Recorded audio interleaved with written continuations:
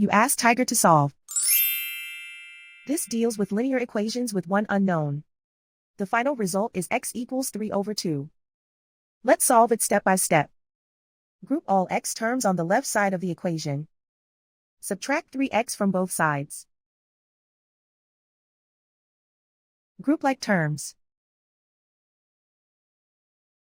Simplify the arithmetic.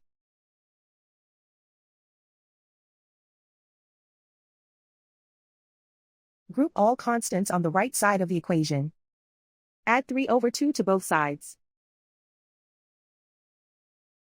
Combine the fractions. Combine the numerators. Reduce the zero numerator. Simplify the arithmetic.